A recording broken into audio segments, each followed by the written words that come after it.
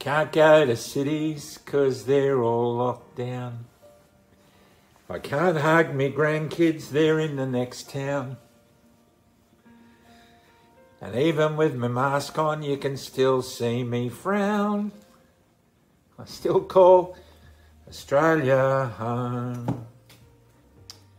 That determination to stand up for what you believe in is being asked of us more now than ever before, isn't it?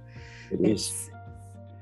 I think it's offering us opportunity to really garner some of that determination and strength and courage that you seem to have had your whole life. I've never actually recognised it as any kind of a strength because I actually thought everybody was like that. I'm now seeing it as a strength because a lot of people are saying things to me that I find really hard to carry, like you're extraordinary and Right. you're a great Australian patriot. But I feel like I'm functioning the way I'm meant to function. It's normal for me to function that way. And so I've thought everybody functioned that way. And Yeah. And I also believe that I also thought everybody who was born in Australia or who is an Australian citizen was a patriot. Why do I stand out? That's what really troubles me. It's brought me to tears to think that I stand out. I'm just... You got to accentuate the positive. Wow, I feel good.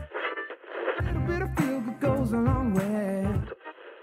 You're listening to Karen Swain, teacher of deliberate creation, accentuating the positive, showing you a way to a better life. Accentuating the positive, it's not just fad, it's sanity. Who in their right mind would accentuate anything else? If you feel like that's what you want to do. Hello and welcome to another show, Accentuating the Positive with Karen Swain. As always, so wonderful to be with you all again. Well, today, and please remember to subscribe and like and leave a comment and all that stuff that I ask, and go and check out my website if you want to know more about me. Today, I have an extraordinary man to introduce you to. Many of you, especially if you're Australian, have probably heard of him, Captain Graham Hood. Welcome to the show, Graham. Thanks, Karen. Great to be here. Thanks for having me. Well, let me just read your bio and then people will understand what we're going to talk about today. We're going to talk about all sorts of things. But Graham sent me this fabulous bio in the first person, and I've sort of turned it around to read it to you. There comes a time in every man's life when he is called to stand in the shadow of his own conscience. For Graham, that time is right now. Captain Graham Hood was a pilot for 53 years. He followed a dream he had when he was 5 years old, to fly. In those 53 years, he was proud to be in command of Qantas for 32 years. Graham had a wonderful career that saw him in the company of incredible professionals, but his dream looked set to fail as a result of leaving school when he was 13 and having a criminal record by the time he was 17. Despite this, he was determined to push through and make his dream of flight a reality. In 2021, Graham chose to terminate his illustrious career 2 years shy of retiring for one simple reason.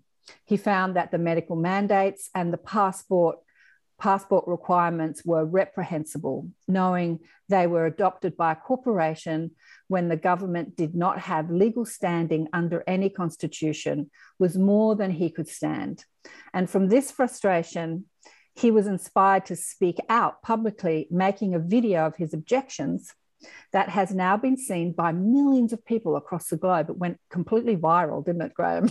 Bet you never thought that was going to do that. No, I didn't. For those people that haven't seen it, he starts off singing, and we might do a bit of singing today, and he's putting on his uniform. It's a fabulous video, with thousands of responses begging him to keep speaking for Australia, which is being portrayed badly in the global spotlight. And Graham says, "When I was a kid, I was bullied, not because I looked different, but because I hung out with people that did look different.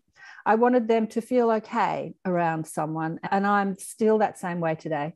I stand against any corruption or government that stands over its people, and that's why I'm here now." Graham feels his integrity is worth more than his career, and on that rock, he stands for all professionals who are about to lose their careers because they have declined the right to make a rational, informed consent. It's time we regained the lost spirit of Australian Graham Hood. Okay, where do we go from here? I'd love to get into your childhood because your story sounds fascinating. Yeah, sure. Let's do that.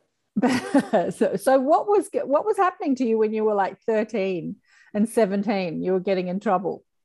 Yeah, well, it goes way back beyond that, of course. I mean, we're all products of our upbringing and the families that we're brought up in, and a great many families are dysfunctional, even more so as we go forward into our time here on Earth. I was in a very dysfunctional family. Mum and Dad were children of the Great Depression, and they got married just before World War II. And my dad went off to war. He was at war for 5 years. Mum had no money and no support. She had a very troubled childhood.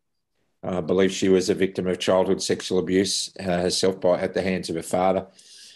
And my mum struggled to find any love in the world for her. She was a very broken lady who had a lot of reasons behind her brokenness. But she was a lovely woman who did her very best for me, as my dad did. But she was an alcoholic. I believe she had a relationship addiction. She was unfaithful to my dad many times as a result of her brokenness. And they struggled through marriage for 40-something years and then broke up. But my brother, who was 12 years older than me, left home when I was 5, and I felt like I was the stitch that held them together as a couple. I became a massive codependent. I said to one of my mates at school once, "What happens to you if your mum and dad get divorced?" And he says, "Oh, you go to an orphanage." And I believed that. That was all of a sudden became my subconscious bottom line belief about where I was heading. So I then became driven to hold my family together, hold my parents together so that I didn't have to go to an orphanage. And so I would lie to each of my parents. I'd go out to my dad when he was mowing the lawn with a glass of water, and I'd say, "Oh, Dad, Mum sent me out with this glass of water for you." And she said, while she was pouring it, "Just what a great husband you are and what a great dad you are." And he'd look at me and he'd say, "Did she really say that?" And I said, "Yeah." And then I'd go back in with the empty glass and I'd say, "Oh, Dad was just having a drink of water, Mum, and he's just saying it's lovely to see you in the kitchen window." And at 5 years of age, I was doing this. And I carried that all through my life. I just took responsibility for holding the family together. And boy, oh boy, it was devastating to me. And but in that, there was a sense of disconnection as well. I felt really disconnected within the family because the main focus was on my brother, who left when I was young, trying to get him back and trying to work out what was going on with him, and them striving to try and keep their marriage together. And I just seemed to be on the back burner. And that disconnection just grew and grew. And the bullying that I talked about was in schoolyards early. I noticed there were lots of kids with their legs in irons from polio. And I thank God for the polio vaccine, because that meant I didn't catch that. And there were also kids with gross deformities from thalidomide. So we're seeing this two spectrums of science, one contradicting the other. And my little friend Andre had a hand that was sticking out of his right shoulder like this, like a little claw, and he was persecuted beyond belief. And my other mate, Chris, dragging his leg around in an iron. It was really hard to put up with that. So I hung around with them, and every time they got bullied, I was in the bullying. I was on the receiving end of it. And I've always hated that kind of treatment of others. I think everybody has a right to be in their own space and without being persecuted. And that's why what's going on today is so offensive to me. But my mum and dad struggled. We moved around a lot. My dad was in construction. We moved around a fair bit. I was never in one school more than a couple of years at a time. And eventually my dad bought a block of land in the Sutherland Shire, and he didn't have enough money to build a house. So they bought a 15-foot caravan and put that on the block. And that was when I was about 10 or 11. And then as I went to first year at high school, I left primary school with a photographic memory. I never had to study or do anything like that. And then when the testes dropped and the hormones kicked in, I lost the photographic memory. It also coincided with a time in my life when I contracted rheumatic fever, and Mum and Dad both working to save money to build a house. I ended up living in this caravan by myself every day when they were at work. At about age 12, getting over 6 months of rheumatic fever. they didn't know enough about education to get me schoolwork to keep me going. And they just went off to work, and they worked very long hours. And I was left in this 15-foot caravan in the bush all by myself every day. And I just got more and more bored. And it was then that I discovered a couple of Playboy magazines that were hidden somewhere in the caravan. I'd go exploring everywhere looking for something to get into mischief with. And lo and behold, I discovered the first stages of my addiction to pornography. I had no idea what was happening to me physically when I looked at these images. And I realised, I sent a mental message to myself then that because I was doing this all the time, that I was a deviant, I was going to be a dirty old man. And as a result of that, my life was going to be forever perplexed, to say the least. And it was a subconscious bottom line belief that had no foundation at all, but it's what happens. I had no one to talk to about it. I couldn't go to my dad or mum about it because I'd have been in trouble. I felt there was no one to talk to. So I grew up with this, and it eventuated that when I'd finished with the rheumatic fever and I was sent back to high school just after the first year, I think it was early into second year, my first class back at school, first period was a maths class. And I remember walking into the maths class, not knowing what was going on. I'd been away for so long. I sat down in the usual spot that I had. Nobody talked to me in the class. And the teacher walked in with I remember his name, but I won't mention it. I'll never forget it. But he walked in with a grey dust coat on and a stick under his arm, which was how he presented every time. He had no personality at all. And he walked into put his stick down, and he grabbed a piece of chalk and he wrote up an algebraic equation on the board. And he then asked me, without even looking at me, he said, "Hood, come up and solve this problem." And I looked at what was on the board, and when I left, we were doing long division. And now there's letters up there, not numbers. And I'm thinking, what's that got to do with maths? And I went up and he handed me a piece of chalk, and I tried to do something, and people were laughing at me. And he hit me across the back with a stick, and he said, "You haven't done any work at all, have you?" And I said, "No, I've been sick." And he said, "That's no excuse. You should have been keeping up with it." And then he prodded me into the corner with my face in the corner next to the blackboard for the whole period while kids flicked bits of paper at me. And I got very angry at the end. He said to me near the end of the period, "Have you been taking any of this in?" And I said, "How can I, with my face stuck in the corner?" And we got to pushing and shoving. And next minute I was in the principal's office getting 6 cuts of the cane. And that's the last day I attended school. I then went into truancy. I hid in the bush. I found a cave in the bush near where the caravan was. I used to steal money from mum and dad and go to newsagents and buy girly magazines. And I just degenerated into this life of addiction from that age that, and my juvenile criminal conviction came as a result. When I had a job working for a department store in Sydney, I actually falsified refund documents to get money to buy pornography. And I was charged with theft. And I was put on a good behaviour bond. And so that's how we got to that particular point in my life. Wow, Graham. Wow. What a story. Actually reminds me of my childhood too. Yeah, education was not so enlightened back in those days either. And one of my best friends, our parents were friends, was one of the thalidomide children as well. So it's interesting with what's happening in our world, that the whole thalidomide thing, there's a fabulous documentary on YouTube all about thalidomide that we're kind of revisiting. Like you start putting medical mandates on people and putting drugs into people, and people think it's a really good idea, and then you don't see the immediate results, but you see the results later, like all the children born through the thalidomide. Like I remember my mother said that my best friend's mother, who took the thalidomide, urged her to take it when she was pregnant with me, said, "It's fabulous. It helps with morning sickness. It's such a good pill. The doctors are all recommending it. Everyone's taking it. Everyone's doing it." Is this sounding familiar? And Mum said, "No, I don't need that stuff." She was one of those stoic, "I don't need all that stuff. I don't need that stuff. I don't need to take that stuff." And because she didn't take it, I've got all my limbs. So interesting, isn't it, Graham? It is. It really is. And today, you go back in the 1930s and 40s, even 50s, doctors were recommending tobacco as a way of healing lung disease. Right. So we've got all these examples throughout medical history where we've been led up the garden path, and by no research or falsified research, and all of a sudden we've reached a period in our history where we don't have to worry about that anymore. I don't think so. Right. Exactly. Anyway, I've got a lot to say about that, but I'm not going to interrupt your story. Let's get more into your story.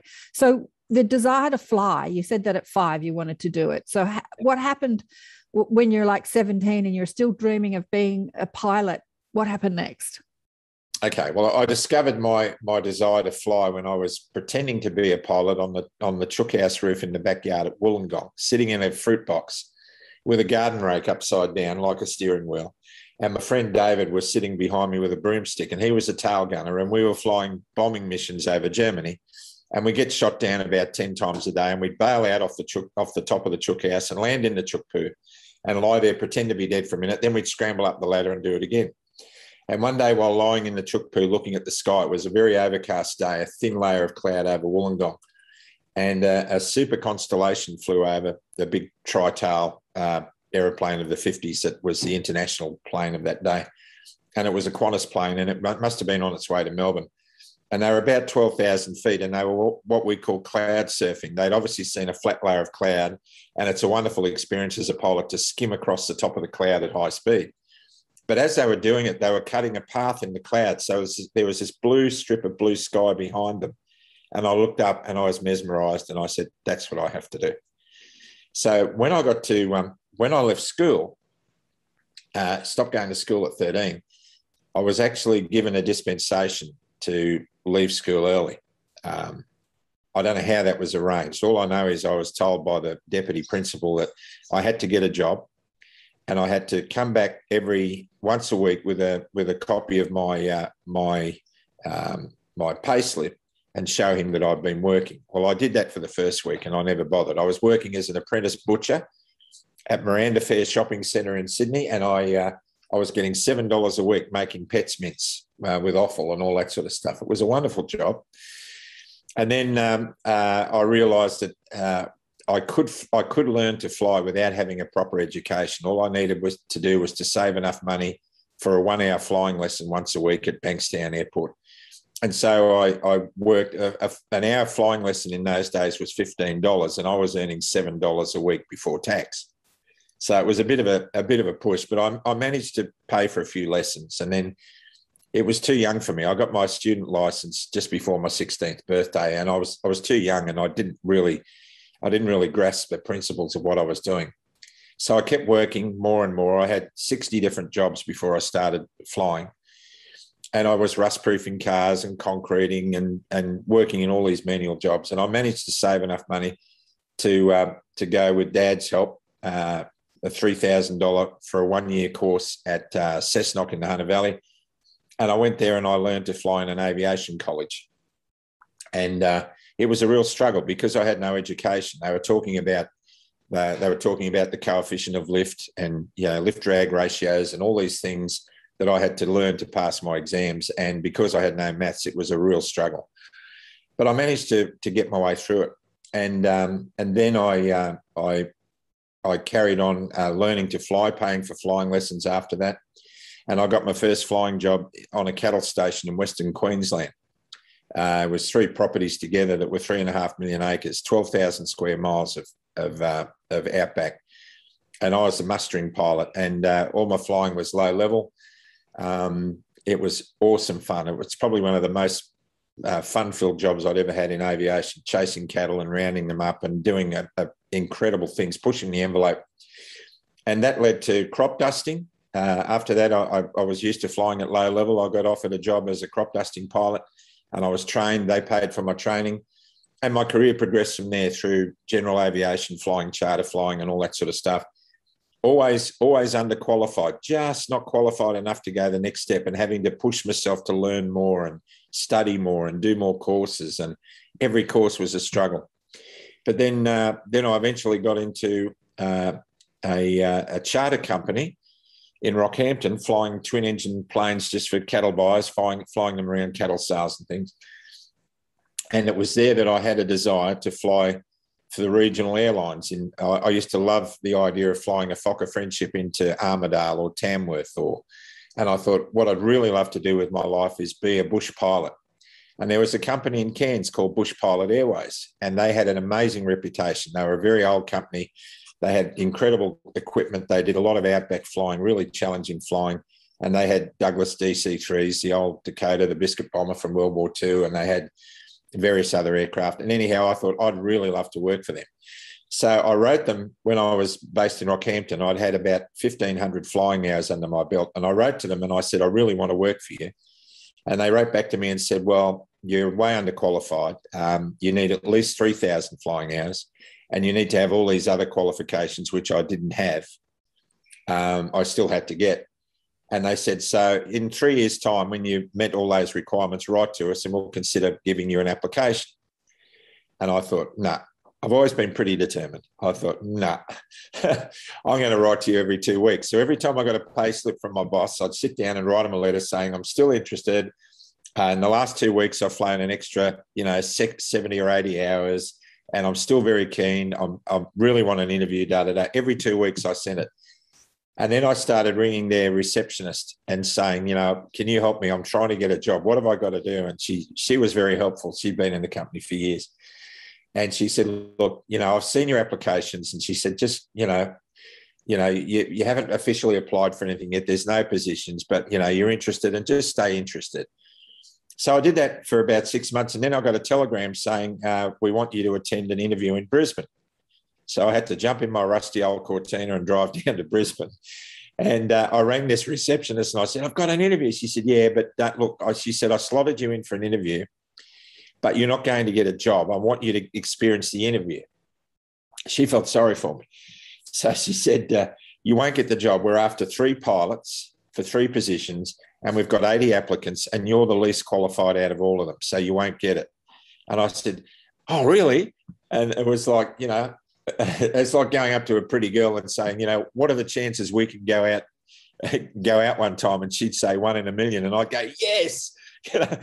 So anyway, I turn up at the interview and I walk in and there's all these guys dressed in suits sitting in the corridor and I'm in my suit and I was one of the last to go in, and I went in and I spent an hour and a half in front of a panel of 3 very senior pilots in the company, and they threw everything at me.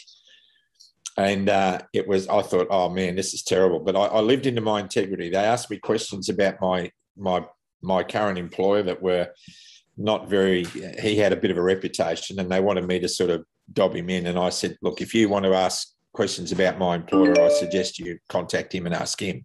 It's not my position to talk about him. Anyway, I left and I asked the receptionist, when are they going to let people know? She said in a week, and 10 days had gone by and I hadn't heard anything. So I kept ringing her and she said, no, they haven't made a decision yet. And then one day I get a telegram asking me to report to Cairns for training on the Douglas DC-3 as a co-pilot for Bush Pilot Airways. And I thought, what? So packed everything up on the roof rack, put the kids in the back, and my first wife and I drove up to Cairns, and I turned up at the airport at Cairns to the chief pilot's office on the day of arrival and walked in, and he handed me the manuals, and handed me a training schedule, and he gave me a slip to go and get uniforms fitted and all that sort of stuff. And he welcomed me aboard, got me to sign my contract, gave me my pilot's wings, which is a treasured possession of every pilot.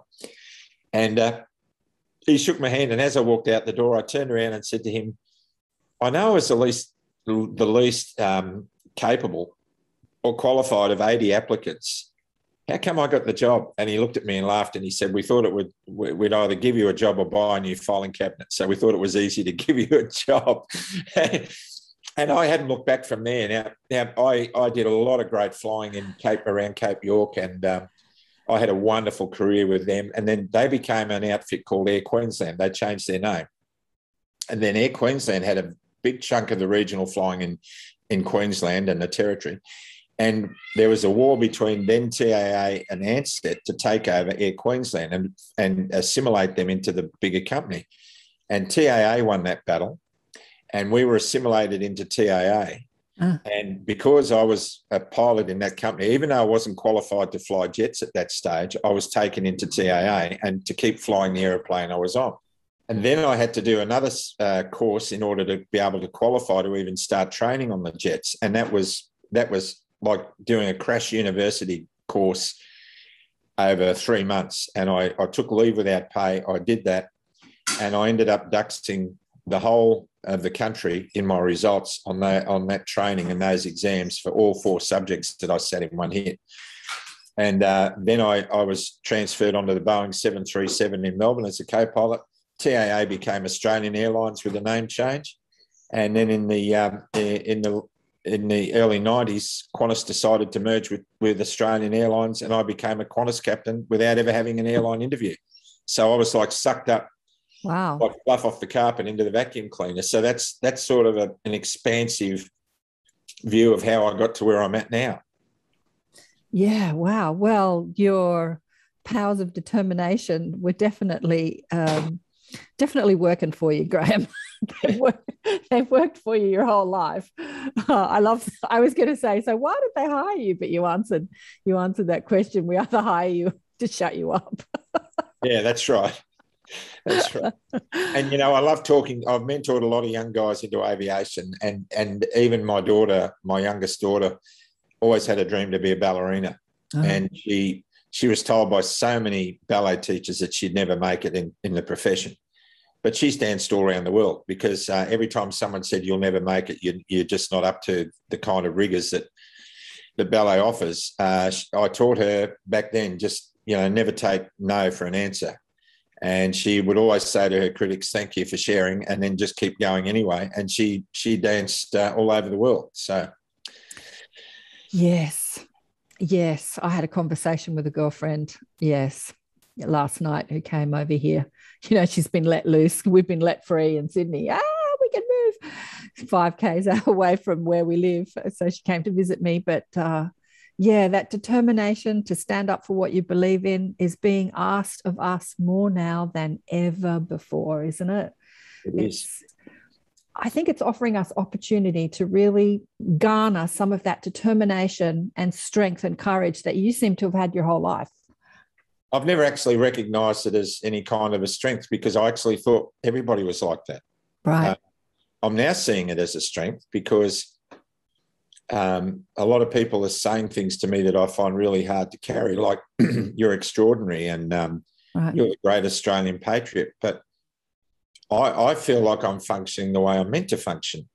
It's normal for me to function that way. And so I've thought everybody functioned that way. And I also thought everybody who was born in Australia or is an Australian citizen was a patriot. Why do I stand out? That's what really troubles me. It's brought me to tears to think that I stand out. I'm just, trying to stand out. How you've lived your life, especially sending a letter to an employee every couple of weeks, knowing that they would reject you, that's called fearlessness, right? That is living outside the ramifications of fear. And what has happened in the world is that we're marinating in fear in this world.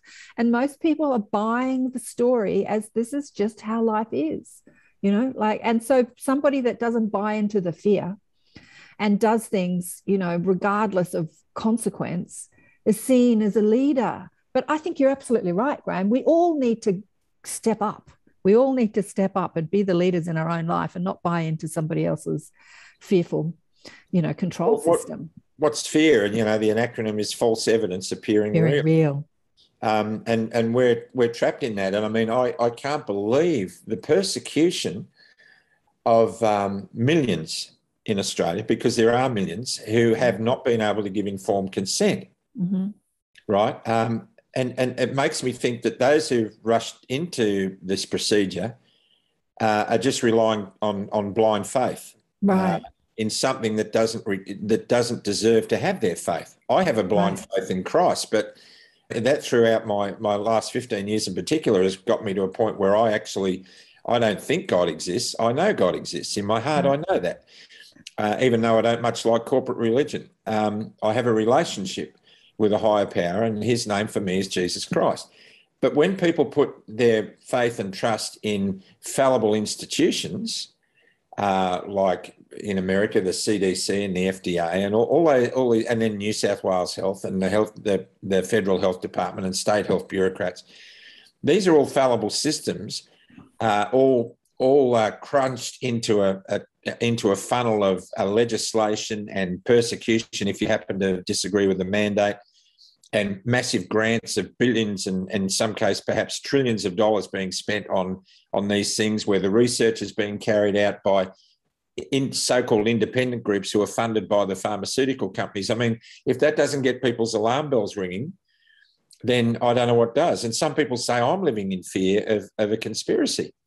Right. But I'm not living in fear at all. I don't care if I die, I'm fine with that. Right, exactly. If I get COVID, I'll do everything in my power to beat it without being a burden on any health system, even though I paid over $7 million in tax in my life.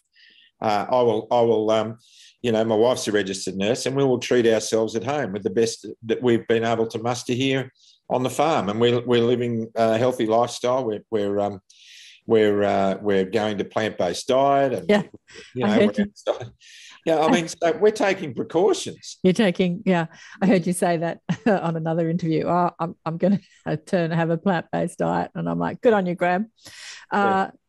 Yes, there's lots to talk about around this, but I want to get into, throughout this illustrious career, like when you were flying when you were young, you still had this porn addiction. Yeah. What was the precipice?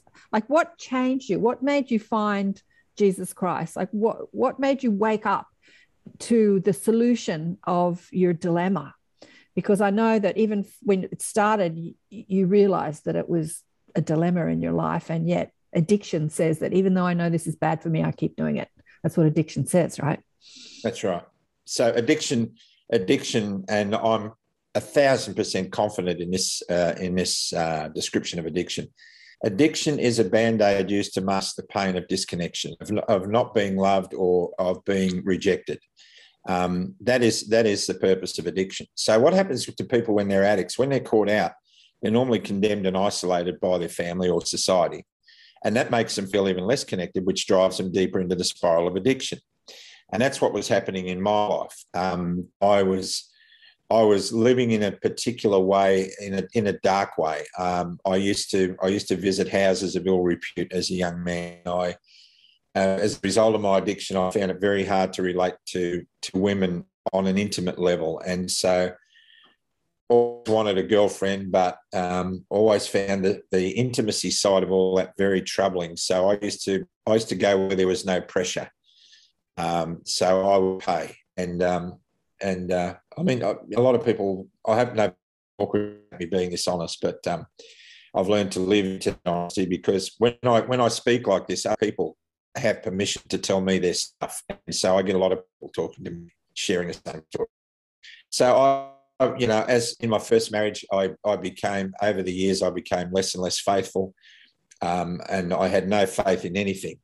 And I became a person who was fitting into the typical narrative of men in this country, that all men are motherless sons. You know what I'm saying? All men are bastards. And I was living into that. And back in the 70s and 80s, that was, if you had an affair or something while you were married, your mates would high five you and you were a hero, and I look back on that now and see how horribly destructive all that was. But I lived in that era, and I got to a stage where the more and more I degenerated into pornography, the more and more I was losing my identity. And I got to a stage where, once living in Melbourne, I was upstairs in the house, in the study of the house I was living in, and my family were downstairs in the family room, and my kids were in their early teens. And my young daughter, who always saw me as a hero, Daddy, the airline pilot, wandered up the stairs, and I didn't hear her coming, and I was watching pornography, and I didn't know she was behind me. And when I'd finished, I turned the computer screen off, and I saw how the screen goes black and you see your reflection in the screen. I always used to look at that for a minute and feel absolute abhorrence at who I was. And I used to think that a clawed hand would come out from the screen and grab me by the throat and drag me in there. It was horrible. But this night I looked and I saw her reflection over my shoulder, and I realised she'd been standing there watching me. And I turned around and looked at her, and she just looked at me with an expressionless face. And she turned away and just shook her head and walked down the stairs, and she never said anything to her mum or anything. And something in me died. And from that moment on, I went into a fetal position and stayed there for 2 days sobbing. And I promised myself I would never, ever, ever do that ever again, that I was over it, that was too much of a price to pay. And then after I'd finished grieving that process and got out of the fetal position, I went straight back to the computer and started watching it again. And it had me by the throat. And, you know, there are more than 80% of people in the Western world consume pornography in some form or another. And of those 80%, 20% will become addicted. And I was one of those 20%. And so that's a lot of people. That is a lot of people. So I kept thinking things like, you know, I have to have a new life. I have to have a new start in life. So I decided I would transfer from Melbourne base to Brisbane base, and I would move the family up there and take the same tired-old movie to a different theatre, basically, because nothing was going to change because the theatre had changed, the location had changed. And my first wife was reluctant to go, but she went along with it anyway because I was always very persuasive. And we went up to Brisbane, and it wasn't a good move. The addiction kept getting worse. The situation never got better. Our relationship kept getting worse and worse. We weren't meeting each other's emotional needs. And I got to a stage after a couple of years in Brisbane where I was just thinking the only way out for me, the only way to be rid of this horror is to end my life. And in 2006, I set a date for the 18th of August, which was the date I was going to terminate. And insurance policies were all paid up. I was going to make it look like an accident. So the family had all the financial benefits from my passing. And I convinced myself that the world was going to be better off without me, including my family. And I was going to make it look like an accident. And I'd set that date because that was a particular date that would have resonated with my wife. Our relationship had gone downhill so much that we had a love-hate thing going on, and I was at a stage where I just wanted to kill myself to teach her a lesson, which is really sensible, right? I'm going to die to teach you a lesson, not. And so I was trapped in this addiction. If I had 8 hours spare in a day where no one was around and I was in loneliness, if my wife had gone away for the day and I was on a day off, I'd sit in front of the computer for 8 hours watching pornography. I mean, it was just horrible. And then as I was getting towards the date of my termination of my life, early August 2006, I went on a trip which was to be my last trip as a pilot. It was a trip across to Perth and back.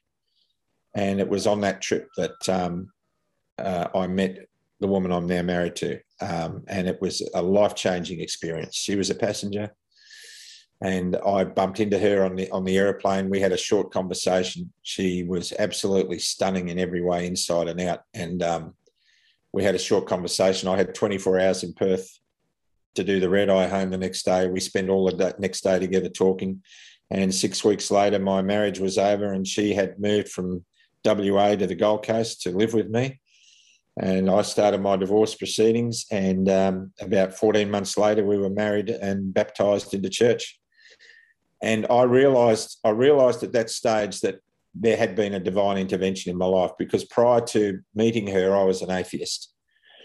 And I had a conversation with my daughter, who was the youngest daughter, who caught me watching porn, was a ballet dancer, and she was living and working in Egypt at the time. And she used to ring me once a week, and we were talking, and she said to me that she was about to become a Muslim. And this was, 6 months before. This was early 2006. And I just was outraged. I said, for goodness sake, you can't do that. That's stupid. Why would you want to do that? Have to wear a burqa and be subjugated and be inferior to men and all. Why on earth haven't you seen Not Without My Daughter? Haven't you read that book and everything? And she said, Dad, you don't know what it's like. That's not what it's like here. She said, I live with these families. And then she said, anyway, you tell me what you believe in, because, you've given us no spiritual upbringing in our life. You tell me what you believe in. And I realised then that that was a big question that I couldn't answer off the top of my head. I said, I have to think about that. I'll tell you next week. And that week I flew. I was flying over the Barrier Reef and the Nullarbor Plains, and I was looking at Australian altitude and watching thunderstorms in a different, looking at my hand and wondering how I could just think for that to happen and it would happen. Why are my fingerprints and my DNA different to his and sitting next to me? And anyway, I came to a realisation that week. And I said to her, I've worked out something profound. I think there must be a God. I can't stand religion. I think religion is the business of God conducted by men and they stink at it. Uh-huh. And she said, good, I'm really glad I made a decision.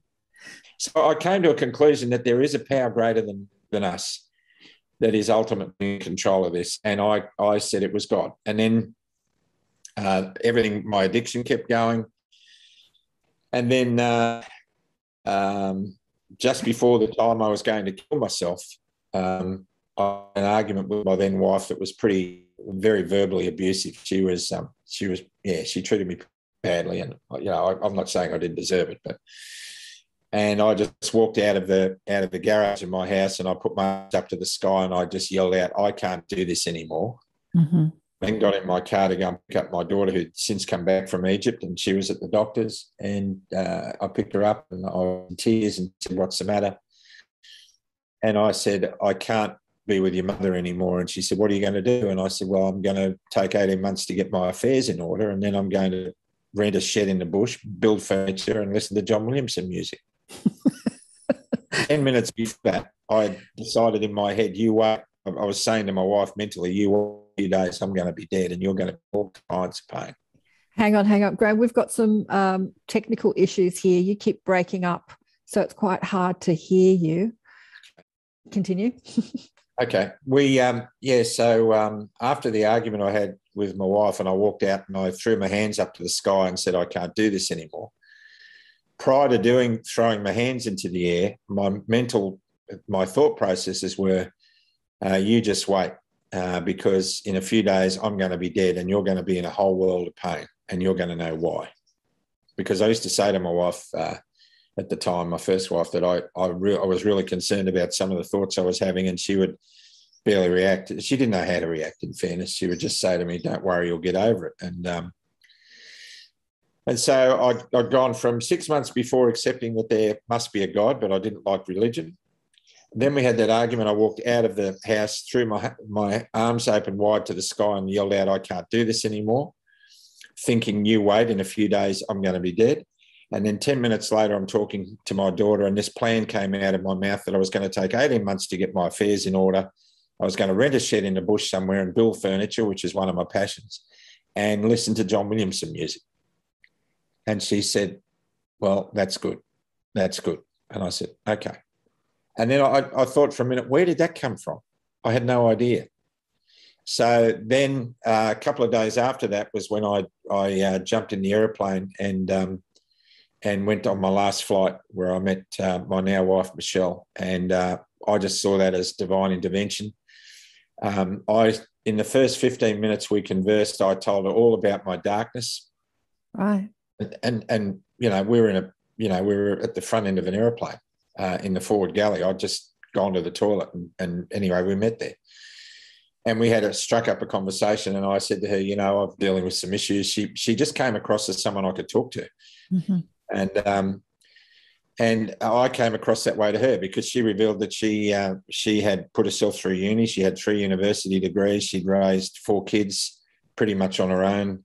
Her partner was in and out of the relationship all the time, and that she had overcome childhood sexual abuse, or was trying to overcome it. She was molested and sexually abused pretty much every weekend for 6 years when she was a child at the hands of a church elder. And she was obviously, she was a very formidable person, and she had a suit of armour on that was obviously designed to protect her pain. And I saw through that, and I just thought, I've got nothing to lose. She's just amazing. I want to keep talking to her. So I just treated her like she wasn't wearing armour at all. And that disarmed her, actually. And so the next day we talked. We talked for hours and hours and hours. And then we decided that we we had fallen in love with each other in the first 15 minutes of our meeting. And she said to this day that God whispered in her ear, "You can trust this man." So how a woman who's been sexually abused and treated bad sexually by men all of her life would trust somebody who's just confessed to a sex addiction can only be divine intervention. Right. It's really interesting, isn't it? Really it is. So, and to this day, I've always wanted to be trustworthy, and I try and increase my capacity to be a better man every day for her. I want to be the best man I can be for her, because she deserves to have the best man she can have. And so I see myself as the ranger in her national park. I want her to soar uncontrolled like an eagle.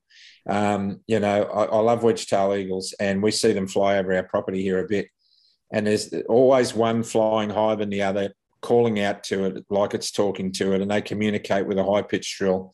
And every now and then they change levels, and the other one goes above, and they keep watching each other's backs.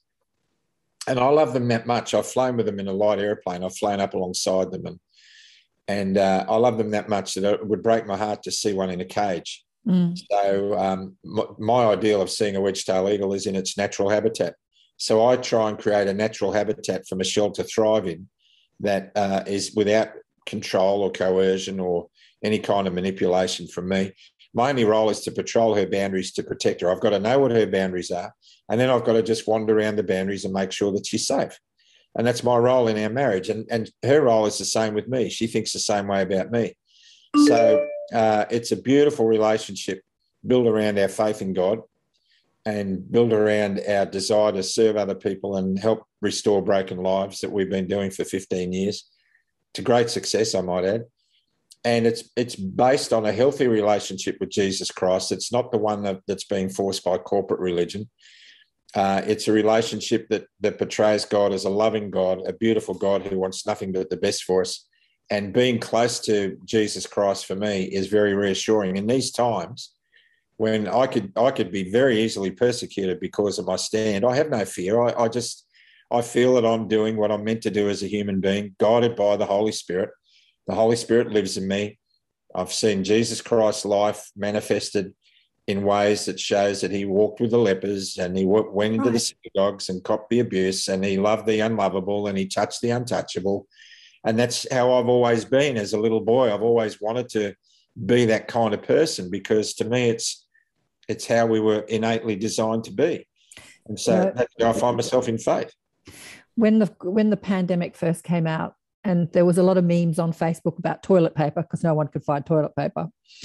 I remember posting something that struck a chord with people on Facebook, and that, Jesus wasn't afraid to walk amongst the lepers, nor Lady Diana, Princess Diana, wasn't afraid to go into hospital and hug the AIDS patient.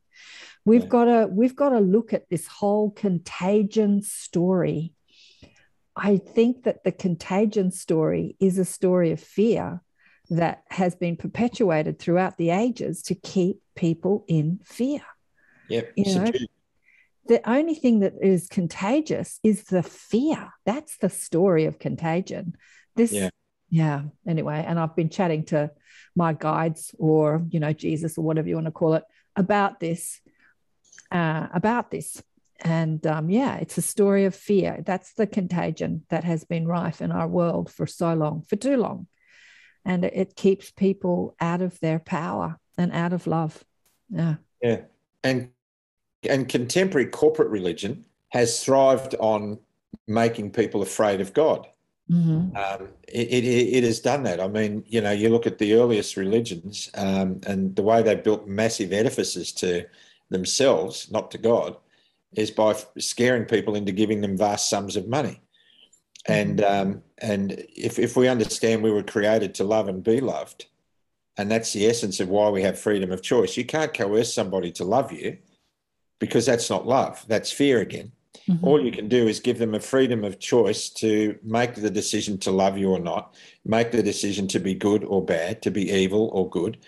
Then you give people an opportunity to express love in its purest sense. And that's why a lot of people struggle with, why does God let this happen and let that happen? Right. Primary purpose of God for us is that we were created to love him and to love each other. And greater love hath no man than to lay down his life for his friend.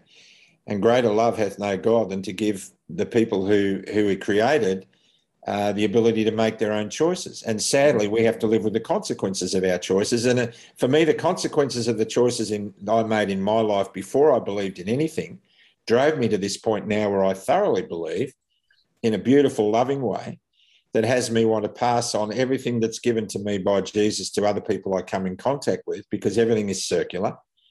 If I decided I didn't want to give trees carbon dioxide, I'd put a bag over my head to deny them having what I give them in return for the oxygen they give me, and I'd be dead in 2 minutes.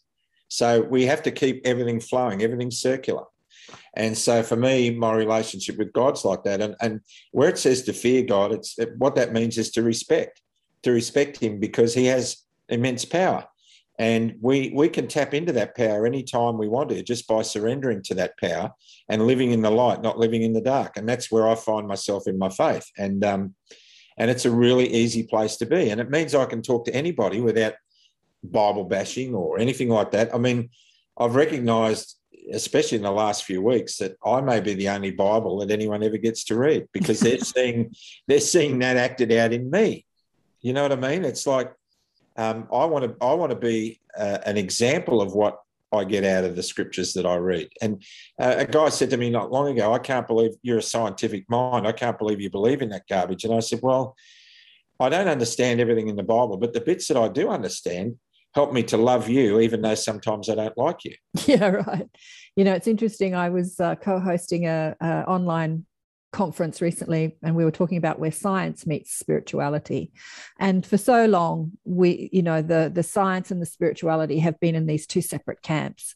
And people that were of scientific mind thought anybody that believed in any sort of religion or spirituality were crazy and woo-woo and stupid, and so there's been this narrative in our world that if you believe in Jesus, or if you believe in religion or spirits or angels or life beyond death, that you're not very intellectual. And that's got to change, because I think that the science of today, the quantum science of today, is actually explaining what the rishis and the gurus and the spiritual teachers have been talking about for thousands of years, really. Can I give you an argument that I use when people say that to me? Yeah, sure. I had a co-pilot once say to me, how can you believe in all this stuff, and I just say, I choose to, and I'll leave it. And they always come back to you and they say, but why would you reach a decision like that? And I said, well, you believe everything was created out of a Big Bang, don't you? And I said, yeah. And I said, that's a theory. It's a Big Bang theory. It doesn't make it real. And he said, yeah, but how can the world being created 6,000 years ago be real? I said, well, it's real for me because I choose to accept it. That's my belief. I believe in creation. And I just leave it. And he came back to me and he said to me, yeah, well, I just don't get it. I said, he started the conversation by saying, how come you're different? You're different to when you used to be, to what you used to be. Aren't you worried about your superannuation with the GFC and everything? And I said, no, it's outside my control. Anyhow, I said to him, all right, look, you want to have this conversation? Let's have it. Let me tell you what I think you believe. You believed you evolved from slime, your life has no purpose, and when you die, you're going to go back into the ground and be worm tucker. And he said, yep, I do. I said, well, I believe I was created by someone who loves me. My life has a real purpose, and when I die, I'm going to go to heaven. He said, yeah, I get that. I said, who's going to have a better day, you or me? And then I said to him, forget about the Bible being hard to read, because it's like Shakespearean literature. It's the most published book in so many different variations in history. It's hard to read and hard to understand because of the Shakespearean literature. Let's just see it as a book. And if I could stand with you at the end of time and you could say to me, see, I told you it wasn't real, then I'd say, well, blow me down. You could have fooled me, but boy, I've had a great life. Yeah. And I just leave it at that. And I keep living into that faith, because if anyone sees anything in me, and from all the messages I'm getting, which are really humbling and undeserved totally, anything you see in me that you like is not me. It's the spirit that lives in me. Mm-hmm. It's not me, because I ask the spirit to behave for me. And if you like that, then that should point you to think aspects of your own life that you're not happy with. Mm-hmm. If anyone's criticising me, and I say it when I speak in churches or seminars or anything, if any part of my testimony has you judging me, like when I talk about my sex addiction, then that's God shining a light on a defect in your character that he wants you to fix. Right. So I just turn it straight back onto people. And that's the truth of it. I've got a sign up my driveway that says no judgment beyond this point, because when people come to visit us, and we get lots, we don't want them to feel like they're going to be judged and condemned for telling their truth. Right. And so it's vitally important that we understand that when we live in the absolute truth of who we are, and we step out of our denial, and an acronym we use in our 12-step program for denial is don't even know I am lying. When we step out of our denial, and imagine if everywhere we walked, every church we went into, every cafe we went into, every person we passed in the street had their darkest secret tattooed on their forehead that could never be hidden. And we'd all look and say, okay, how much easier would it be to accept people for who they are when people are real than it is behind all these facades that they wear? Right. You know, if in a church you had all these people dolled up in $3,000 suits and the best of clothes with leather-bound Bibles, sitting there nodding and singing at the right times, and sitting down the pew as a guy with tats and you know, dishevelled and looked like he'd been sleeping under a piece of cardboard all night. You know what? If you took away the facade and saw the real person at either end of the pew, they'd both feel incredibly humbled by being in each other's presence. In actual fact, they'd be living in each other's truths. And that's why I often say to people, it's so much easier to love somebody than it is to like them. And this guy, that when I said that to him, he said to me, how can you love somebody you don't like? I said, well, you do. He said, I do not. I said, you do. Your son. You don't like your son, but you love him. You don't like your son's behaviour, but if he came knocking on your door tomorrow, you'd welcome him in and hug him. And the guy dissolved into tears. That's the truth of it, you know. That's the truth. And we've discovered in 15 years of our ministry in recovery that we have to look below the behaviour of people to see the pain that drives it. Right. And when we understand the pain that drives their behaviour, then we have compassion for them, and that compassion turns into love. And it takes away all the negative energy we have around those people. Right. Because I've had people so vitriolic with me in the past against some of the things, some of the notions that I present. And sometimes they've had me really rolled up to the point I wanted to hit them. And then I look at them and I think, that guy's in a lot of pain. Right. He's speaking through the knothole of his own pain. And I have to, what should I do for that guy? Well, what would Jesus do? Well, Jesus would just love him. If my reaction is to thump him, the opposite to that is what Jesus would do, just love him. And Jesus says to me all the time, just love them. And so I just love the guy. And the best way to destroy your enemy is to love him. You take away his power. I came up with a saying when I saw Michelle forgive the man who abused her. After many years, we tracked him down, and she put her hand on, we sat next to him on a park bench at a nursing home, and I said to him, do you know who this is? And he said, no. And I said, well, I mentioned her name. I said, this is Shelley. And he grabbed her by the hand and he said, oh, it's so good to see you, Shelley. And he was stroking her on the back of the hand. And she said, it's good to see you too. And she said, I want you to know we've flown all the way across country and we've driven for days to find you. And I've done that to tell you that I forgive you for what you did. And he puddled up and he stroked her on the back of the hand and he said, that's really good, Shelley. And I want you to know I forgive you too, because you were just as responsible as I was. So for people that don't know what he did to her, he was a priest in the church. No, he was a church elder in a Protestant church. Okay, but he was still in a power of position. Oh, yeah. Inside a religious institution. Yes. And he was sexually abusing her for years, right? Yes. He was a family friend as well, and he was molesting her for years. And he was molesting her. And so when she went to forgive him, he said, that's very nice, thank you. But he didn't take any responsibility because he still blamed her. Right? He said, you're just as responsible as I was. Now, at that time, I reached up, I was crouched in front of him, and I put my hand on his left shoulder, and I almost crushed his shoulder, and I made a fist with my other hand. And Michelle put her hand up and she said, no, stop. And she looked up to the sky and she said, God, give me strength. And then she looked him straight in the eye and she said, despite everything you've just said, I still forgive you. And I looked at him and he looked flummoxed. He didn't know what to do with that. He couldn't deal with forgiveness. And it was almost like I saw a dark cloud come out of the man and run like a cutscene. He was left powerless by the forgiveness. Mm-hmm. It was almost like he was demonically possessed and the forgiveness drove it out. And I looked at that and in that moment, I coined a phrase that I use a lot. Grace and evil cannot live in the same house, and evil is always the first to leave. Always. Mm-hmm.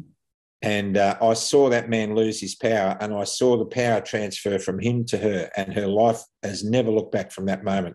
Her story is profoundly good. Yeah. Her story is profoundly healing. Forgiveness is I do a lot with my clients.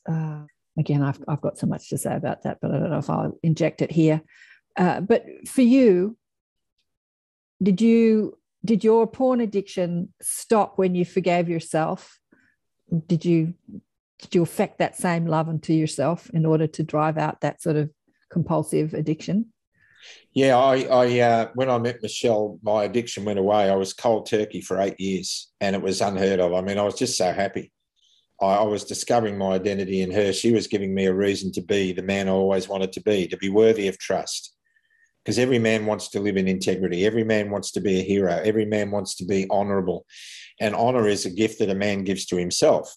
Yeah. And I was denying myself that gift all of my life. And when I met her, it was almost like, and I realised this about Christ. Christ died on the cross so a filthy porn addict like me could have a second chance. And I wasn't going to waste that second chance. So I living into that, I was cold turkey for 8 years.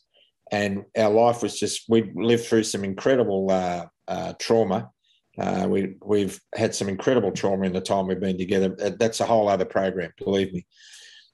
We've had probably 60 major life-changing events since we've been together. She nearly died before we got married. We were told that she wasn't going to live. She had a double, she had a bleed in the head, very bad. She nearly died. She was in intensive care for ages, and the doctor told me to steel myself for the worst. And this was just before we were going to get married. We had legal cases. We had surgeries of other kinds. We've had murder in our family. We lost one of our grandchildren to SIDS at 3 weeks of age. And we've just had these amazing experiences that we've walked through together. And so being cold turkey for 8 years, we went on an amazing holiday, just a camping holiday at Malakuta in northern Victoria, which I used to love to go to. And we spent a whole month together and it was just beautiful. And I hated being away from her. Every minute away from her is a minute that I've flushed down the toilet. I just hate it. And she's the same. But when we had been together for that whole month and I went back to work, my first trip was a 4-day trip with the 2 overnights in Adelaide, and I was hubbing out of Adelaide. And I had some knee pain. I was due to get some knee surgery done. And I'd fallen over in the street in Adelaide going to look for something to eat, and I'd hurt my knee and I was dragging myself back and I felt incredibly old and over myself. And I walked into the hotel room and flicked open the computer and watched porn for 2 hours. I just sat there watching porn. And for me, the trigger is loneliness and stress. They're the triggers for going to my addiction. Disconnection again, you see. I'd been connected to her for so long, and then I was stuck in this hotel room and wondering what I was doing here. And I stumbled into it, and I felt wretched. And I decided that, I need to make sure that never happens again, but I'll just keep it to myself. And then I did a seminar on porn addiction, and a woman rang me. This is about 6 weeks after the event of me falling again. And a woman rang me and confessed to having an addiction herself. And I said, I need to put you on speaker because I don't have discussions with women unless my wife can hear. Is that okay? And she said, yeah. So I put it on speaker, and my wife was listening, and the woman said after an hour or so, look, you've just been really amazing. She said, you've really helped me. I've got no idea how I can ever thank you. And I said, just keep talking when you need to. And when she hung up, Michelle looked at me and she said, see, that's why you're my hero. Can you imagine how I felt? Because I was holding this secret. And she was sitting opposite me, and I said to her, and there's a little voice in this ear saying, don't say anything. You know what'll happen. She'll tell you she can never trust you again. Your relationship will be over. The honeymoon will be finished. It's not like you had an affair. Don't say anything. And then the voice in this ear was saying, you know what you've got to do. And I said to her, honey, I'm taking a deep breath because I've got to tell you something that may profoundly affect our relationship, and I'm terrified, but I have to tell you. And she just looked at me really calmly and she said, sweetie, what is it? I said to her, 6 weeks ago when I was in Adelaide on that overnight, you remember, after we come back from holidays? And she said, yeah. I said, I stumbled back into porn and I watched porn for a couple of hours. And she just kept looking at me gently and she said, are you okay? And I said, no, I feel lower than a snake's belly in a gutter. I feel terrible. She said, was it anything that I did? And I said, no, sweetheart, I've been struggling with this since I was 12 years old. This isn't about you. It's not about you. And then she looked me straight in the eye and she said, what can I do to help you? Now, that was the exact opposite response to what I was expecting. If she'd given me the human response, it would have driven me deeper into despair and driven me further into the addiction, and it would have revamped again. But she didn't. She gave me a Jesus response, because that's how Jesus responds when I go to him with a confession and I feel wretched. He says, it's okay. Come on, let me dust you off. Just keep your eyes focused on me and we'll be okay. It's all good. I died on the cross, so you don't have to worry. I'm going to look after you. And she gave me a Jesus response. And I started writing a book called The Jesus Response, because from that I realised that if we criticise and condemn and isolate people because they've fallen back into their addiction, we're actually condemning them to going deeper into it, as I've said earlier. And so I then had a moment of great revelation. Over a period of weeks, there was a complete and utter daily revisiting of the whole situation in my spirit, and I managed to get great strength again. And since then, I have stumbled a few times as well, and I have told her, but they have been less and less and less. And they've always been at times when I have been in a situation that I just needed to switch my mind off, and I'd go to my addiction of choice. But now I'm totally free of it, and it's a beautiful place to be. And it takes a while, and that's why I say to a lot of addicts that it's sometimes one step forward and two steps back, but it's only ever over when you stop taking steps. You have to keep walking. And, you know, a lot of people, we run 12-step recovery programs. A lot of people fall off the wagon about step 6 or 7, and they say, oh, what's the point? I may as well give up. And I always say to them, why? And they say, well, I've got to go back and start all over again. I said, no, there's a fail-safe mechanism on the recovery train. When you fall off it, it stops. And Jesus has got his hand out on the platform of the carriage to lift you back up again and start the journey from there. The main thing is that, you know, we're given pain, physical pain, to tell us that we're damaging our body. So if I keep hitting my hand with a hammer and I don't have pain, I could pulverise my hand and be, you know, drastically injured. So pain is a great thing. Pain tells us that we need to see a doctor. Pain tells us that we've got our hand on a hot stone and we shouldn't. And shame and guilt are mechanisms to tell us that we're damaging our soul and our character. Exactly. So if we lived in a world without pain and shame and guilt, it would be a mess. So I'm grateful to God for those things. So at times when I felt like I'm slipping, I've got a mentor that I contact, and I say to him, you know, I feel really bad. I feel like I'm really distant from God. He says, do you feel bad? I said, I feel really bad. He said, thank God for that. He said, if you weren't worried about it, I'd be concerned. So that fear of disconnection from my higher power wants me to go back to it. And when I do that, it's great. Yeah. Well, darling, you and I have the same message, but we deliver it in very different vernacular, with very different words. Yeah, we do. Yeah. But it's the same message, absolutely the same message. Yeah, emotion, a negative emotion is a message to you that you are flowing your energy, this is my vernacular, in a way that is, it's not damaging your soul, but it is actually damaging your body. If you keep pinching off the flow of pure positive energy or the flow of love, your body doesn't work effectively. This is what I was chatting with my girlfriend with last night when I was having a chat about how sickness happens. She said, you know, it doesn't happen from a virus that is like airborne and making everybody sick in the whole world. It happens from you damaging your own immune system so that it gets overloaded and it can't cope with the environment. And we damage our immune system by hating ourselves and feeling shame and feeling guilt and hating other people and resentment and unforgiveness. We just pinch off the flow of, you could call it Jesus, you could call it God, you could call it energy, doesn't matter what you call it, source. And then your body doesn't work effectively. So yeah, all pain is a message. It's all communication. It is, and you know, Michelle says this a lot to clients and groups that she addresses, that anything psychological that's not dealt with will become a physiological manifestation in your health. Absolutely, absolutely. And for me, it's like, you know, I talk about damaging my soul and my character. It's like me emptying a septic tank into a clean house when I do something that makes me feel guilty or shameful. I'm forcing my soul and my character to live in garbage, and I'm doing that to myself, and I need to stop doing that. I need to cleanse myself of that so that who I am intrinsically can live in a healthy environment.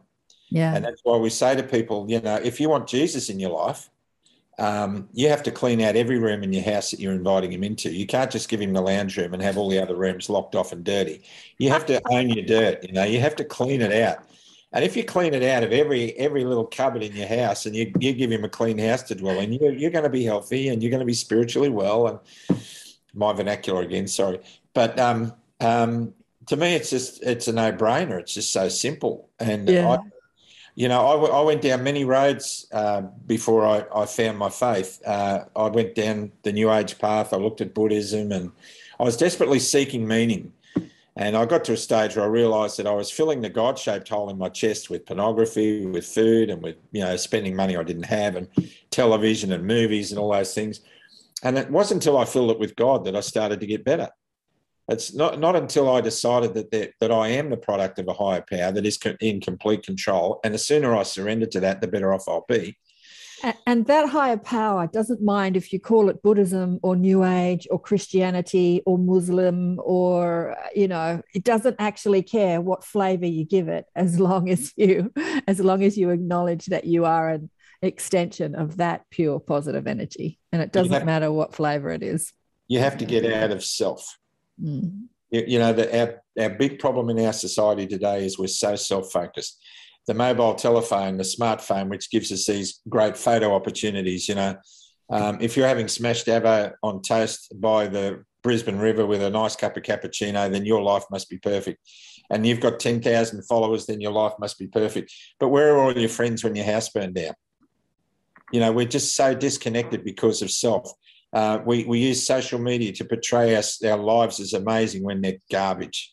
Right, yeah. Our lives are filled with meaningless garbage, and our landfills are filled with stuff that supports the meaningless garbage that goes out of fashion and we throw it away. I mean, our whole world is being destroyed by our sense of our own self and not by the power. And interestingly enough, I think that what's happening in our world is actually the remedy to that and not the problem. And I know that sounds hard to find, but you were talking about, you know, you don't just give Jesus the lounge room. If you invite the light in, you got to clean all the rooms so that the light can. And I really believe that the light is being turned up on planet Earth at the moment. And as it is being turned up, it's revealing all the dirt and the distortion and the control. And what's happening with the control dramas is it's not creating the fear, it's exposing the fear. It's exposing the fear that lives within you. And you're someone that has dealt with fear. I mean, you're fearless enough to talk about your porn addiction openly and in public. You know, there's no fear there. There's no fear of ridicule or judgment. And I think that's the biggest fear that humans have, is this fear of being judged and ostracized and seen as an outsider. It's a huge fear that humans have. You don't seem to have it, Graham. Yeah. Well, you know, there's one verse in the Bible, Galatians 1:10, and it says, I speak to please God, not man, because if I speak to please man, how can I please God? My whole existence is about striving to be the best man I can be for my wife, but for God first. I put God first, she and the family are second, and my country is third. And that's the order that I place things in. And that, for me, that means that I make decisions every day that I know will please God. Even Jordan Peterson, who is much sought after by men, especially millennial men, as a mentor to guide them back into some kind of structure. Even he says he never admits that he believes in God, but he said he lives like there is a God. And to me, that's what this is about. It's about living for God. Because if we live in the essence of what our picture of God is, then everyone benefits. Everybody benefits. You know, our wives benefit, our kids benefit, our communities benefit, our country benefits. It's only when we live in our image of ourself, which is inherently flawed in so many ways, and it gets distorted more and more with media and social media and mainstream media. It gets so distorted. You can't be a real man unless you've got Calvin Klein knickers on. You know what I mean? You can't be a real man unless you smoke a cigar like Shane Warne and womanize and all that. Our definition of hero in this country is distorted manhood in such a way, and that's a whole other program too. Let me ask you, with the forgiveness, did you ever have an opportunity to speak to your ex-wife and do the forgiveness there? No, she decided when I left that I was dead to her. I believe, I'm not sure, but I believe the kids are discouraged from mentioning my name. I did write her a letter about a year or 18 months after, and I said to her, I admitted to everything that I'd done that I knew she knew about anyway. And I apologised profusely to her for dragging her into my sexual addiction. And it was never something I intended to do, and I never meant to hurt her. And I accepted full responsibility for every action that I didn't say, look, I'm sorry for my part in this. I didn't, we both had an equal role to play in the destruction of our marriage. We both weren't meeting each other's emotional needs because we didn't know how to. Mm. We lived in marriages. We grew up as kids in marriages that were not healthy. Her parents, and mum ruled the roost, and dad lived in mediocrity in his shed, and my parents were just broken with sexual dysfunction and all kinds of things. And we are inherently two really nice people, but we shouldn't have been. She didn't accept your olive leaf. She never responded to it, but one of my kids told me that she cried for a couple of days when she read it, and then she got on with her life. And every year on her birthday, I quietly wish her a happy birthday, and I quietly hope that she's okay. And she's the mother of two beautiful women. It saddens me that I didn't have an opportunity to sort myself out before I made the decision to be with her. And it's brokenness is a terrible thing. We have to deal with it the best way we can, and we have to accept responsibility for our part. My second husband, when I first met him, I made him do that. I made him ring his wife and take full responsibility for their dysfunctional marriage, and apologize. And she did the same. She didn't. She wanted to stay in anger, and it's a choice. It's a choice. She didn't want to accept any. But I've got a million questions. There's a question I have about flying. Did you ever see anything strange when you're up in the air, in the sky?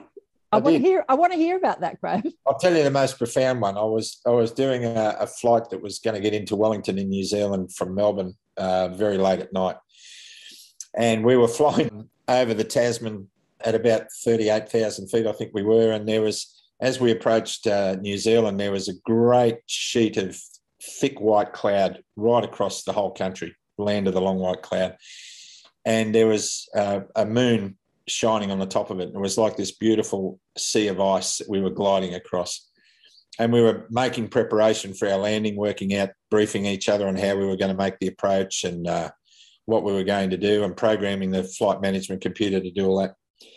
And all of a sudden, the entire cockpit lit up bright blue. It was blinding. And we looked out the window, and there was this massive ball of white light slowly descending, way ahead of us. And it hit the cloud, and it went under the cloud, and all the cloud went bright blue from underneath, from this light. And we looked at each other and we said, what was that? And I got on the radio. You're always reluctant to report these things. You see a few things like that. And I got on the radio and I called Auckland Centre, and I said to them, have you got any unidentified traffic in our area? And they said, no, nothing on radar. They said, why? And I said, well, we've just seen a massive blue light descend in front of us through the cloud. And we've got no idea what that was. And then as we got closer to where it went through the cloud, there was a big hole in the cloud, a big hole, and we descended through that. And the guy in Auckland Centre said, you guys haven't been smoking the wacky backy, have you? And we laughed. And then Air New Zealand, who were 100 miles behind us, called up and they said, well, if they have, so have we, because we just saw it too. And nothing was said. Nothing was said about it, and it didn't make the media. We didn't lodge a report. We just left it at that. That's the most profound one. I've had a... Did it make you want to look into what you were looking at, like to investigate? Did it make you ask more questions? It didn't. Interesting. A UFO is an unidentified flying object. It could be. I've always had a kind of a fascination, but I haven't delved into it. Mm-hmm. I think there are a lot of things that are unexplained out there. That another time we had a blinking red light alongside our cockpit on the way to Melbourne, or out on our right hand wing, and we thought that looks weird, and we called up air traffic control and said, "Is there another aircraft really close to us? Because have you got anything on radar?" And they said, "No, you're the only guys up there. It was really late at night." I said, "Why?" And they said, "Well, we've got a red rotating beacon, flashing light, sitting just to beam us, keeping up with us." And we turned all the lights down in the cockpit so there were no reflections on the glass, and we were looking like this through the glass, and we could see this bright boompa, boompa, boompa. And when the air traffic controller came back and said, "No, definitely nothing there," it went vertical, straight up. Wow. Mm-hmm. Just like that. So anyway, I don't know. I think you do know, but anyway, it's something else to think about. I don't lose a lot of sleep over it, let me put it that way. I mean, somebody told me that Neil Armstrong never walked on the moon. It would break my heart if that never happened, because what young boy doesn't dream that he could have been in Neil Armstrong's shoes? I mean, some things are just best left unsaid. I firmly believe in my heart that Neil Armstrong walked on the moon, and I firmly believe in my heart that the world is round and not flat. I get asked so many times. I said, "Well, I know it's round because I kept skipping off it all the time when I tried to land." So, no, I mean, there are some things that we need to just ask ourselves, why are we even considering such notions? In a world that's destroying itself, in a world that's consuming itself alive, these sorts of things really are irrelevant to the big scheme of things. What we're dealing with now is a darkness that's trying to overtake the people of this planet. And there are lots of ways we can fight that by living in strength and just learning to say that simple two-letter word, no. I mean, if the whole planet said no, if everybody on the planet looked after the person on his right, we wouldn't be having these conversations. What would be the point? Yeah. Well, looking into what you call the darkness on our planet is something that most people don't want to look at either. When I was having this conversation with my girlfriend last night, she kept saying, "But why? But why would people do that? What's the agenda?" I can't believe that that's true. It's like you just can't go there. Some people just can't live outside of their very small idea of what the world is. And yet I have an online group where I teach. We had a guest teacher who was brought up in a satanic cult, and she was tortured all her childhood life, and to be split into 350 different personalities. And then she spent 30 years healing herself. But, people don't want to believe that that's actually a truth either, that exists. And yet here's this woman that's had that direct experience. And her message is very much the same as your message. It's all about connecting to the divine intelligence or God or Jesus or whatever you want to call it, that healed her and continues to heal her, even though she has been through some of the most unbelievable things. And she doesn't go into too much graphic detail because it just knock your socks off if you'd heard it. Yeah. So there are controlling forces in our world that are doing their darndest to, okay, the next question, and this is probably something that I won't put up on the YouTube platform, about your decision to stand down as a Qantas pilot. Why did you make that decision? What made you look at a medical procedure in a different way and not trust? A very good question.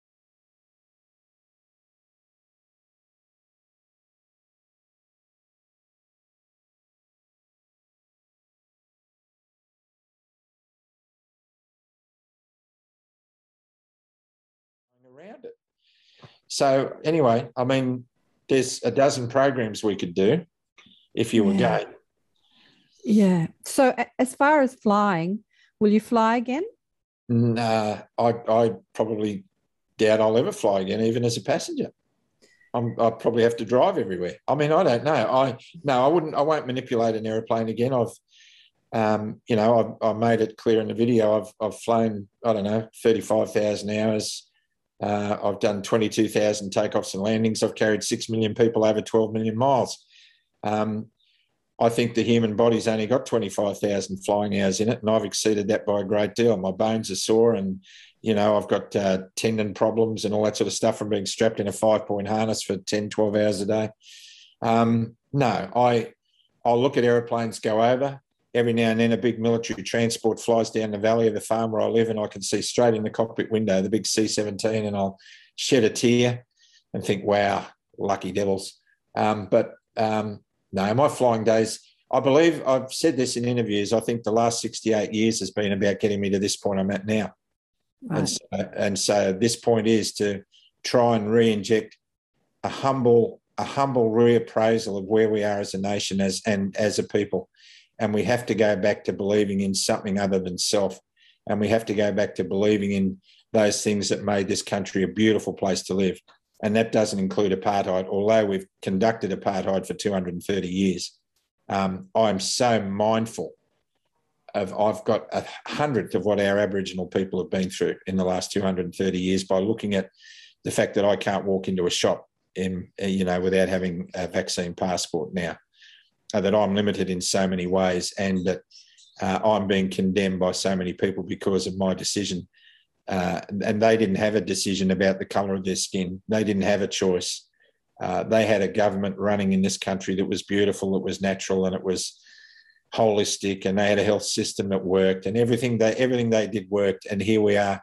And I apologised at the last rally I attended, to the First Nations people for putting up with us for 230 years. And I feel every morning my wife and I wake up with a cloud, and we talk about it, and then we have a prayer and we study the Bible a bit, and then we feel better and we go on and do the things we've got to do. But for me, it doesn't matter what the medical procedures people have the choices they've made now. There's a lot of people messaging me saying, I've held the line as long as I can, I can't do it anymore. And I say to them, it's okay. You have to make your own decisions, and you're going to be loved and supported no matter what you do. And please don't give up on the fight for freedom. Just because you've been trapped into this situation, don't give up on the fight for freedom, because that's more important than anything at the moment. And a lot of people will have the vaccine and not be affected by it. And that's really good. That is really good. I'm really glad, because I don't want to see lots of people affected, but there are lots of people who are. And now that it's the decision we're forced into that's isolating us from others. Not, I could be double vaccinated and go around and tell somebody I'm not, and they'd hate me and distance themselves from me.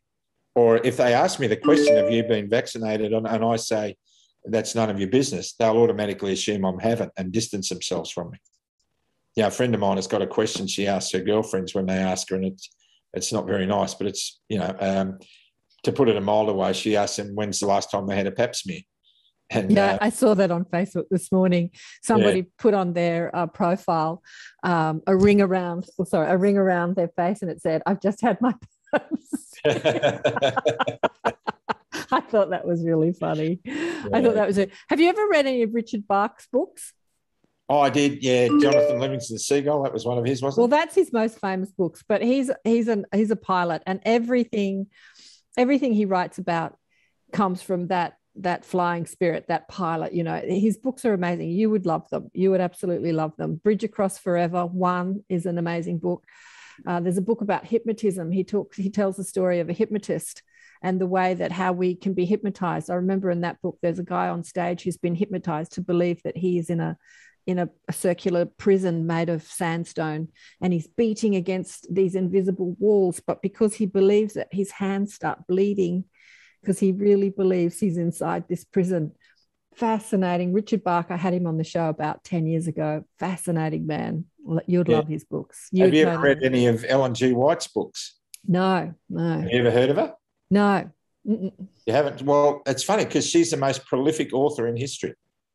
What's her name? Ellen G. White. Ellen G. White. And is she? She's obviously left her body. When was she writing? Oh, she started writing in the mid-1800s. She wrote a book, a bestseller called The Great Controversy, about the battle between good and evil. It's worth reading. And it's funny that most people have never heard of her, and she's the most prolific author in history. There you go. Ellen And G. so, yeah, but the reason that most people probably haven't heard of her is that she's Christ-centered.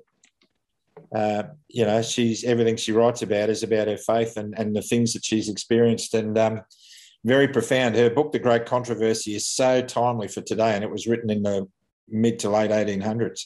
It's describing everything that we're going through right now. Interesting, isn't it? It is, yeah. Graham, we've been yakking for about 2 hours. What are you going to do with all of this?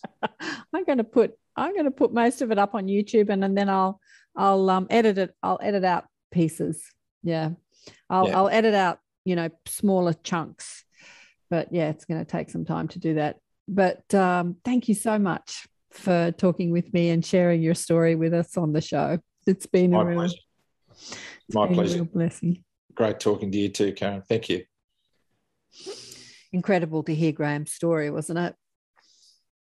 That question I asked him about why he made his choice about leaving his illustrious career was really interesting. It was really interesting to hear him, diving into wanting answers, like looking into. That was really interesting. We were just having a discussion then about the pharmaceutical industry, and I was just reading out something to him I saw on Facebook this morning, which I thought was really interesting, something that major platforms will take me down for saying, but I'll say it anyway. I saw this post by a woman who said, I would like to dispel the myth that the pharmaceutical industry is in the business of health and healing, because in fact, what the pharmaceutical industry is in the business of doing is disease maintenance and symptoms management.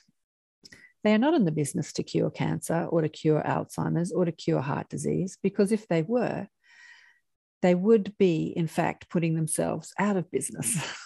Now, this woman was a 15-year veteran selling pharmaceutical sales. And so, like Graham, she was doing something that paid her very well and gave her a great lifestyle.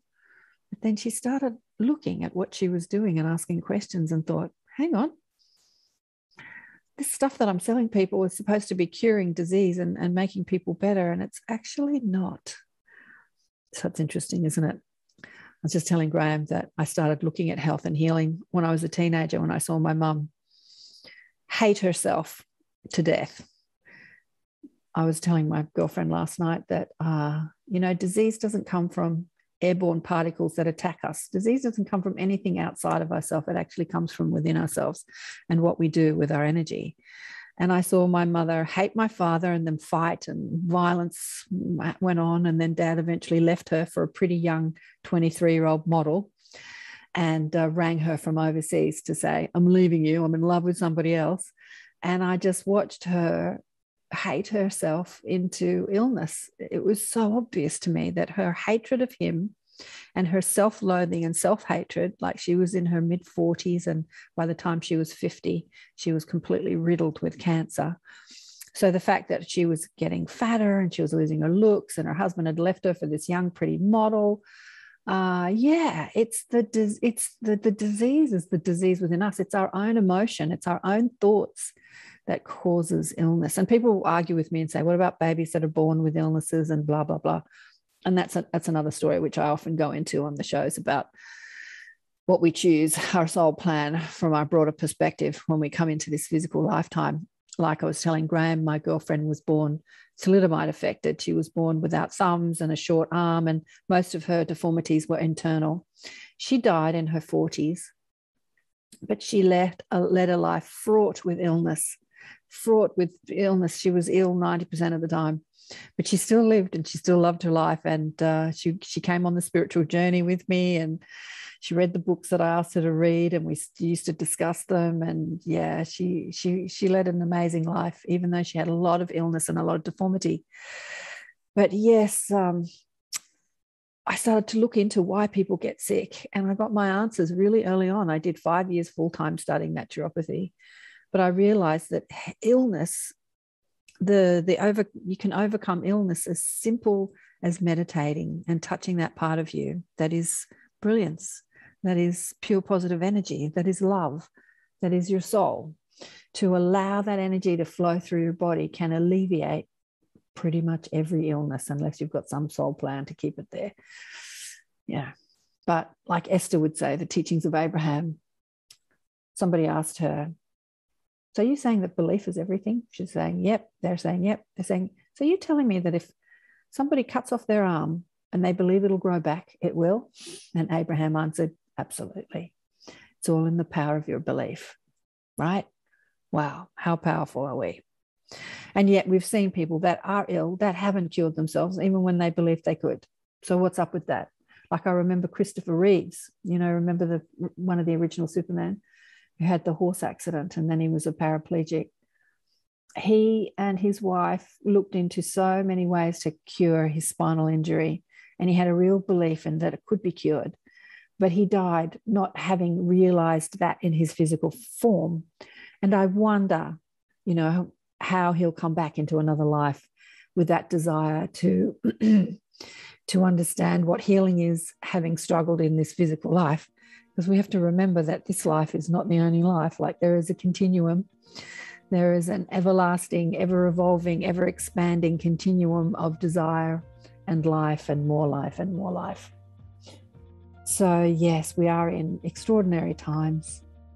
And these times are asking us to step up into faith, to step up into trust, to step up into really contacting that part of us that is that greater part of us that lives outside of fear, that part of us that is rooted in truth and intelligence and infinite possibility and infinite creative potential. And armed with that as our guiding force, inspiring our minds, anything is possible, and we can create any life we want. We can create a new world. And that's what we're being asked to do in all of this, with all of this that's happening. So thanks again for watching and listening. And who's coming up into the inner sanctum? I don't know. I'll talk about that on another show. It's been a long show. We had Serena Faith Masterson in the inner sanctum yesterday morning. Oh my God, that was amazing. I will be uploading the highlights in the next couple of weeks. But we're online with her for about 2-3 hours. And she was incredible. She was just incredible. As I said, when I was saying to Graham, she was brought up in a satanic cult and tortured as a child and a baby. We didn't go too much into that, but her healing journey was incredible. And now she's stepping out there as the healer and the teacher. She is just amazing. So she was yesterday, and somebody else is coming in, but I'm online every week teaching deliberate creation and chatting to the tribe. And we're a fabulous tribe of incredible people all doing their thing to uplift this world. Why don't you join us? Remember, if you haven't already, check out the book Awakened by Death, and I will see you next time. Thanks again for tuning in. Bye for now.